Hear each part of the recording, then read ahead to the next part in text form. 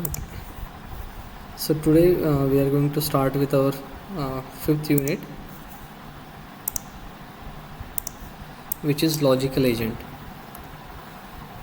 Okay, so what to study in this unit?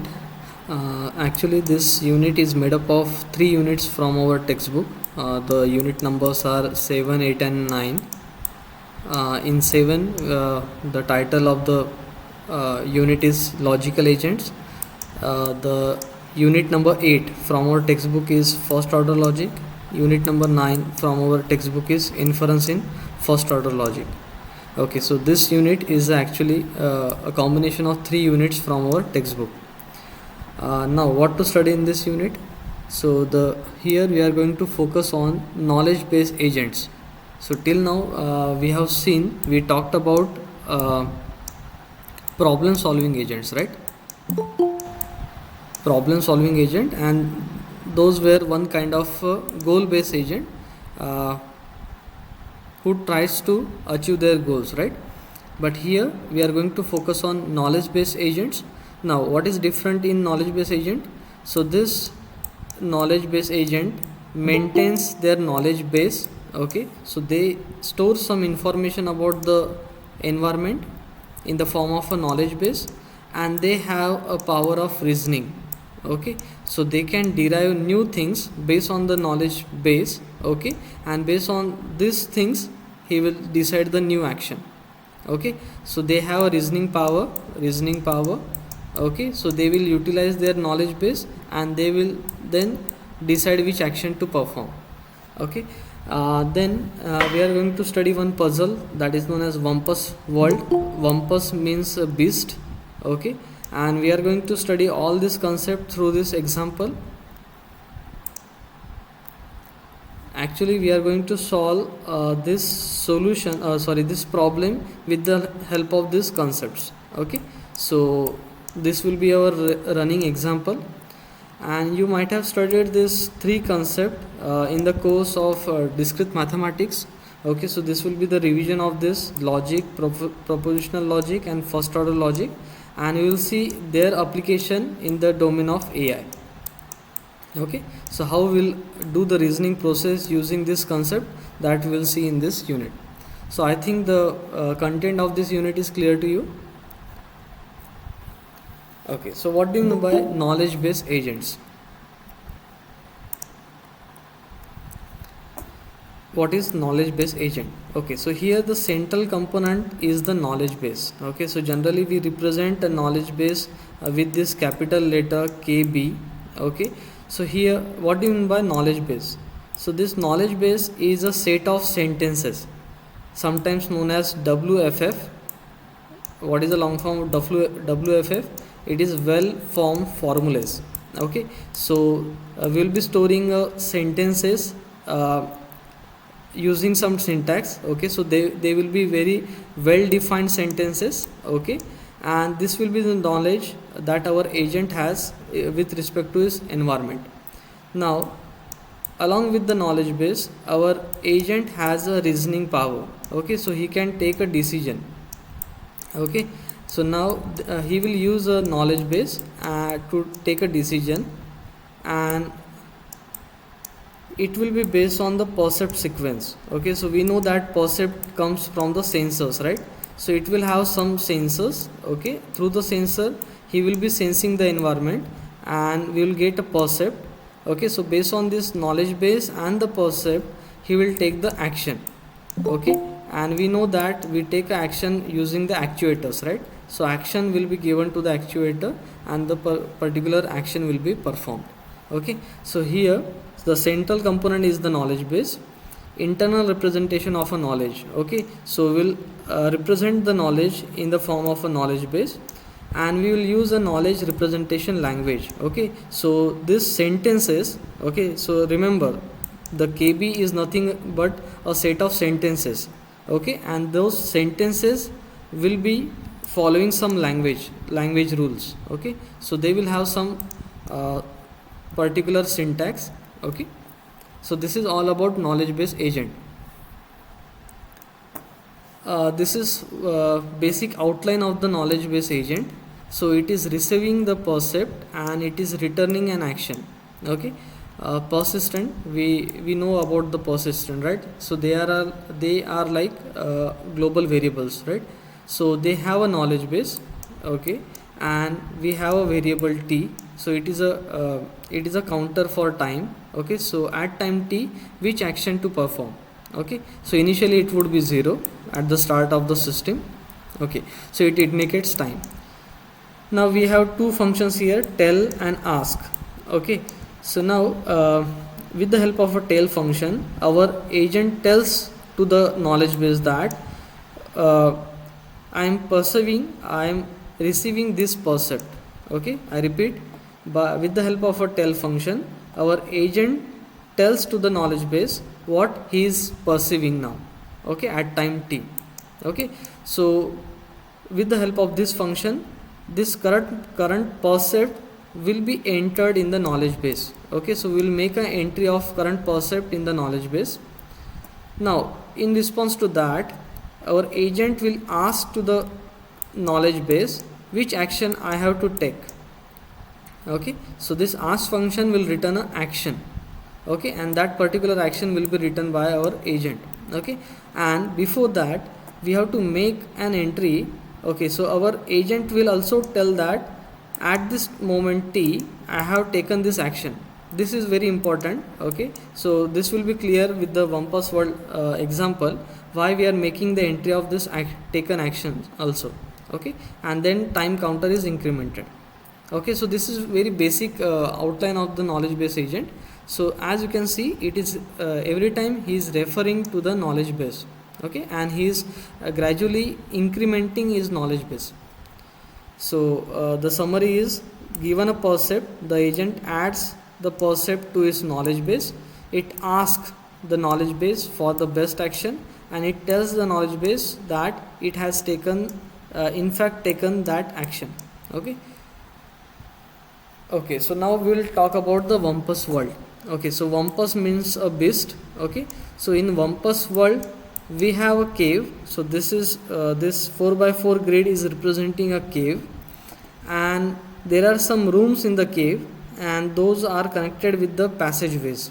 Okay. So you can move between the rooms. This is our agent. Okay. Our agent will enter in the cave from the location 1, 1. Okay. And somewhere in the cave, in one of the rooms, we will have a Wumpus. Okay. Now this Wumpus is not moving. He eats anyone who enters in his room. Okay. And in some of the rooms we may have a pit. Okay. So if our agent falls in the pit, he cannot move out. He cannot come out of that pit. Okay. So our agent will die in two cases: either if he fails in the pit, or if he enters in the Wumpus room. Okay. Now so what is the advantage in roaming in this cave? So in one of the room there will be a heap of gold. Okay. So that is the reward that our agent may get. Okay.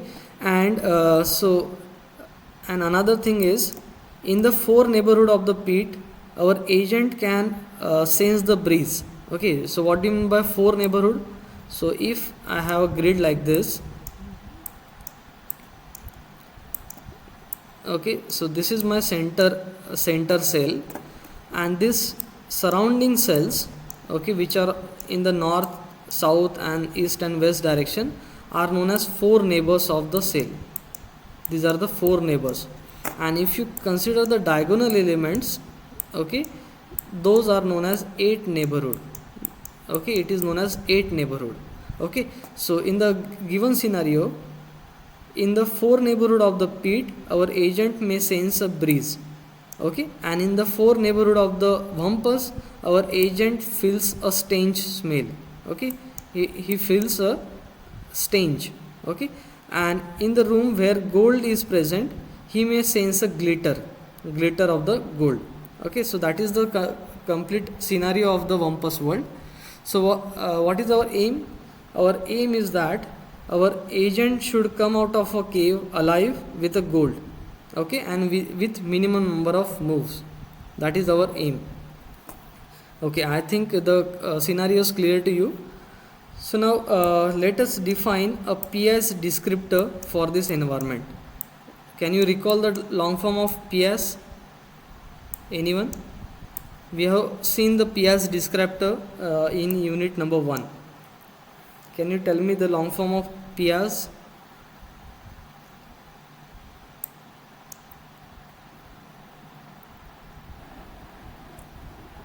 Yes. Performance measures, environment actors and sensors. Yes, exactly.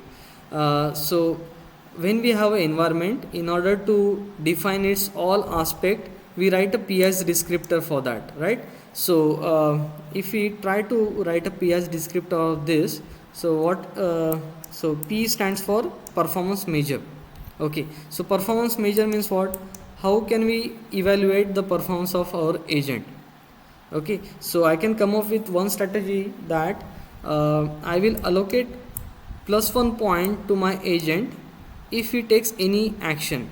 Okay, if he moves forward or if he turns 90-degree clockwise, I will allot 1 point. Is it a better strategy? Is it a better performance measure? Okay, so what may happen? Our agent will simply roam in the cave, okay, and he will come out of the cave and he will gain some point, for example +20 point, but our goal is not achieved. Okay, so this first strategy is very bad. Okay, now can you tell me the strategy number 2? How can I allocate points to my agent? Can you tell me? Consider the example of Angry Bird. You might have played that game. So if you use very minimum number of Angry Birds to free the birds, you get 3 stars, right? And if you free them with more number of Angry Birds, you sometimes get one star, right? And if you fail to free the birds, then you lose, right? Okay, so similar to that, I want to decide the performance measure for my agent. One thing I want from my agent is he should come out of a cave with the gold, right? So I can allocate some point if he comes out of a cave with gold, right? Okay, so let us define a strategy. Strategy number 2. So if he comes out of a cave with gold, I will allocate him 1000 point, plus 1000 point. If he dies in the cave, I will deduce points. Okay, let's say minus 1000 point. Okay, if he die, minus 1000. For every action, I will deduce his 1 point. Now as you can see, let me zoom. He is having an arrow. Okay, so he can shot arrow. Okay, and as the Wampus is not moving, he need not to shoot an arrow. Okay, so I can place a penalty if he shoots unnecessarily. Okay, I can decrement his point minus 10. So this is my performance measure.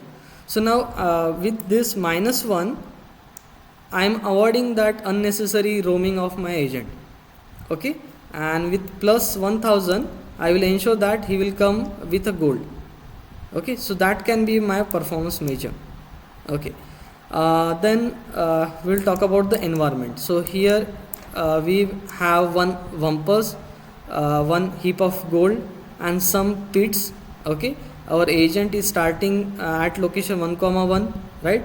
Now gold and Wampus will be present in separate rooms and they will not be at location 1,1, and pit will not be there at 1,1. So that will be my environment. Okay, and what is the actuator? Okay, so which actions are possible to my agent? Now as discussed, our agent can shoot an arrow, he can move forward, he can turn 90-degree clockwise, 90-degree anti-clockwise, then he can grab the gold. Okay, so he can grab a gold, then Okay, and okay, so one while coming out of a cave, he can climb out of a cave. Okay, so these actions are possible. I repeat, he may move forward, he can turn left or right, and then he can shoot an arrow, he can grab the gold, and he can climb.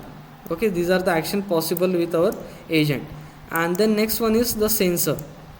Okay, now in order to sense a gold, he should sense a glitter, right? Okay, then in order to analyze the pit location, he should have a sensor to sense a breeze.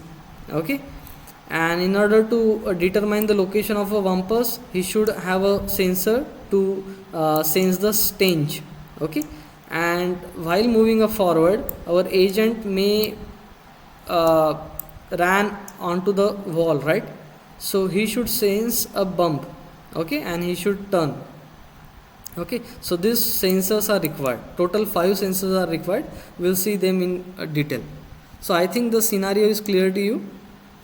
Okay, so let us see the PS descriptor. First one is the performance measure. Okay, so I am allocating plus 1000 point if he climbs out with a gold, minus 1000 if he fall into the pit or being eaten by the wampus, minus 1 for each action taken, and minus 10 for using the arrow. Okay, so this is by using this performance measure I can get the best performance from my agent, right? The game ends either when the agent dies or when agent climbs out of a cave. Okay, now one thing we discuss in unit number 1, how to define a performance measure. There we have noted one point that you have to design a performance measure in such a way that you have to consider what change you want in the environment. Okay, so here we want that our agent should come out of a gold. Okay, and in Angry Bird example, we want that our birds should be freed, right? Okay, so every time remember that you design a performance measure with respect to environment and not with respect to agent. In first strategy, we design the performance measure with respect to our agent, right? Okay, so जो environment में हमें चाहिए उसके basis पे हम performance measure design करेंगे. You can recall the example of our JCB, right, that we discuss in unit number 1. Okay, so this is regarding performance measure. The next one is environment. Okay, so here we have 4x4 grid of rooms. Our agent will always start at 1,1 facing to the right. The location of the gold and wampus are chosen randomly, okay, with uniform distribution from the squares other than the start square. Okay, so they will not be placed at start square. Now if the gold and wampus, if they are placed in the same room, then our agent has to shoot an arrow. Okay, now in addition, each square other than the start can be a pit with probability 0.2. Now what do you mean by this figure 0.2? So now pit cannot be there at location 1,1. So total we have 15 location. Okay, 15 location multiply by this probability 0.2. So that means the value is 3. Okay, so by this probability value you can increment or decrement the value of pits. So as you can see here we have 3 pits. Okay, so that is the factor of 0.2. Okay, so this is about environment. So what we have in environment, then we have actuators. So which actions are possible? So either he can move forward, turn left, turn right, and he can grab the gold, he can shoot the arrow, and he can climb. Okay, so these actions are possible to our agent. Now sensors. Okay, so he should sense the stench, he should sense the breeze or glitter or bump, and when wampus get killed, it emits powerful scream sound. Okay, he screams. Okay, so our agent should listen to that, should be able to listen to that. Okay, so we have 5 sensors. Okay, and their input will come in the 5 element tuple. Okay, first one would be stench, breeze, and then glitter, bump, and scream.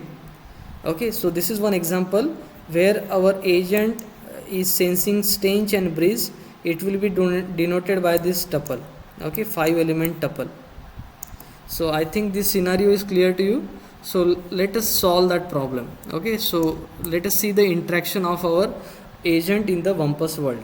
Okay, so here I am using these notations: A for agent, B for breeze, G for glitter, OK for a safe square, Pete, stench, visited, and Wumpus. So our agent is at location 1 comma 1. Okay, now we are sure that we don't have a Pete Wumpus at 1 comma 1. Okay, so that's why we have denoted it as OK. Now here we are not feeling any breeze and stench, so that means that its 4 neighbors are OK, right? We don't have Wumpus and Pete in location 2 comma 1 and 1 comma 2, so these are safe. That's why we have noted OK there. Our agent is facing right, so he will move forward. Rest of the thing is unknown to our agent. That's why other cells are empty. Okay, so we are putting the values in the cells. We have visited 1 comma 1, so V is put. Now our agent is here. Now here at 2 comma 1 our agent is feeling breeze. Okay, so let me copy this.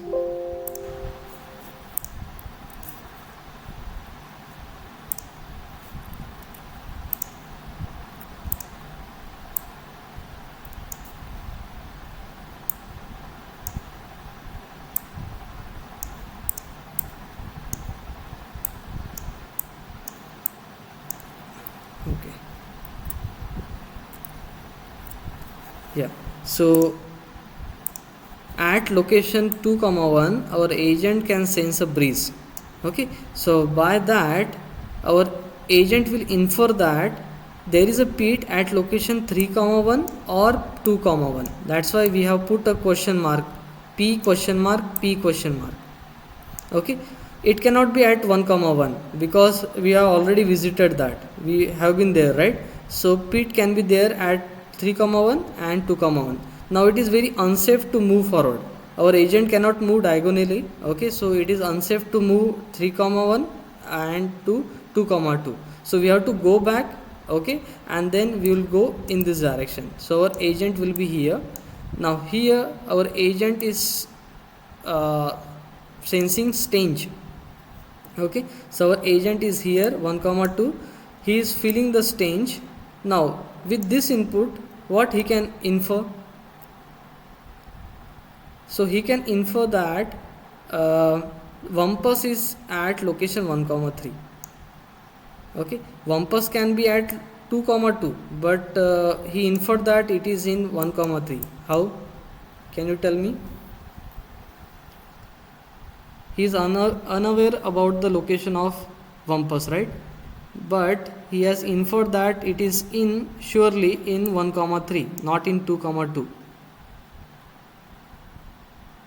Stench is coming at 1 comma 2, so it can be in 4 neighborhood, right? It can be in 2 comma 2, but with guarantee he is inferring that it is in 1 comma 3. Why?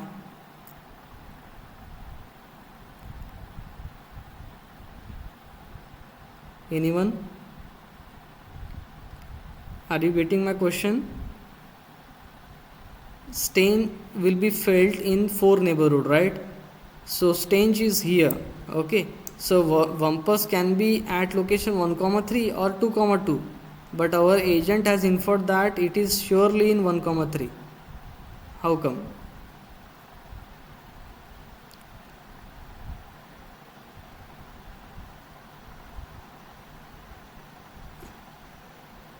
Anyone?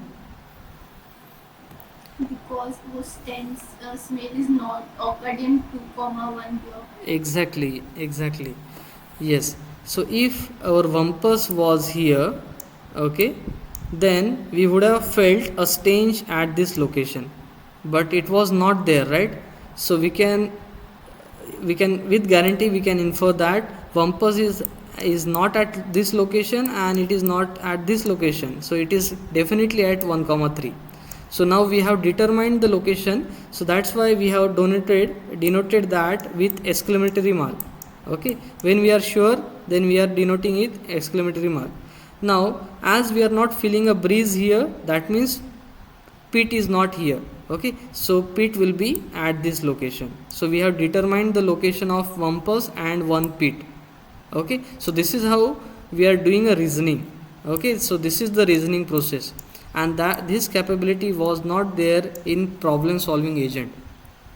Okay, so given a facts, we are deducing new knowledge here. Okay, so our agent will move to this location because pit is not there, then he can either go forward or he can move to this location, and here he is feeling a stench, he is feeling a glitter, and then breeze also felt because pit is there, okay, nearby. Okay, and we have stored the actions also, right? By following a reverse action, he will come out of the cave.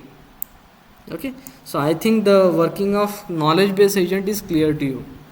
Okay, so it is having a knowledge base plus a capability of reasoning. Okay, so we'll stop here. Any doubt?